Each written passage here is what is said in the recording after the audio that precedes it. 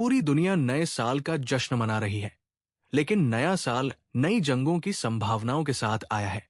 चीन ताइवान पर कब्जे की तैयारी में बैठा है। अमेरिका तो भविष्यवाणी कर चुका है कि 2026 में भारत और पाकिस्तान के बीच एक और बड़ा सैन्य संघर्ष हो सकता है।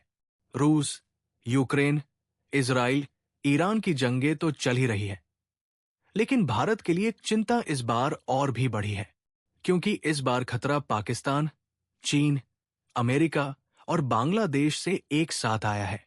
ऐसे में भारत भी अपनी तैयारी पूरी करके बैठा है, और इसी तैयारी की एक छोटी सी झलक भारत ने 2025 के आखिरी 9 दिनों में दिखा भी दी है।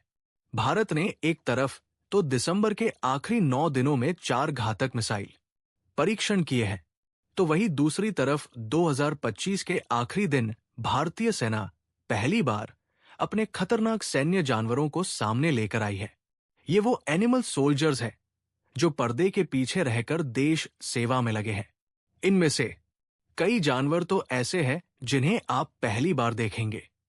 सेना देश के सामने इन सैन्य जानवरों को पहली बार क्यों लाई है, वो वजह आपके होश उड़ा देगी।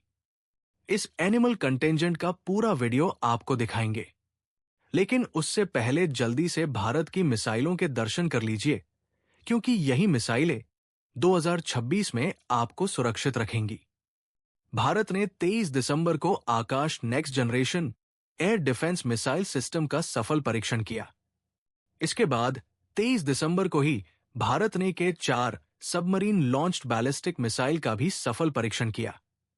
के-4 मिसाइल ने तो पाकिस्तान में हड़कंप मचा दिया है। ये मिसाइल समंदर के नीचे छिपी सबमरीन से बाहर सतह पर आती है, टारगेट को हिट करती है, पूरे इलाके को खंडर बना देती है। ये मिसाइल न्यूक्लियर कैपेबल है और इसकी रेंज 3500 किमी तक है। इस मिसाइल का तोड़ पाकिस्तान के पास नहीं है, इसीलिए पाकिस्तान ने अंतर्राष्ट्रीय समुदाय से कहा है कि भारत ने सही नहीं किया। बहरहाल 29 दिसंबर को भारत ने Pinaka long range guided rocket को भी लॉन्च कर दिया। इसके बाद आया 31 दिसंबर। 31 दिसंबर को भारत ने एक के बाद एक 2 प्रलय क्वासी बैलिस्टिक मिसाइलों को दागा। प्रलय मिसाइल को चीन की डोंगफिंग मिसाइल का जवाब बताया जाता है। प्रलय मिसाइल को रूस की स्कंदर मिसाइल जितना घातक बताया जाता है। बहरहाल अब उस वीडियो पर आते हैं जो साल के पहले ही दिन आपको गर्व से भर देगी। भारतीय सेना पहली बार 26 जनवरी की परेड में एक पशु दस्ते को लेकर आ रही है। इस पशु दस्ते में कुछ ऐसे जानवर हैं जिन्हें आप पहली बार देखेंगे। इस दस्ते को लीड करेगा बैक्टीरियन कैमल। बैक्टीरियन कैमल्स को हाल ही में लद्दाख के ठंडे रेगिस्तानी इलाकों में तैनात किया गया है। ये ऊंट दूसरे ऊंटों से बहुत अलग है। बैक्टीरियन ऊंट बहुत ठंडे मौसम और 15,000 फीट से ज्यादा ऊंचाई पर आराम से काम कर सकता है। इसकी खासियत यह भी है कि यह 250 किलो तक का सामान आराम से अपनी पीठ पर लाद कर ले जा सकता है। ये लद्दाख जैसे दुर्गम और बर्फीले इलाकों में गश्त लगाने और रसद का सामान पहुंचाने में सेना की मदद कर रहा है।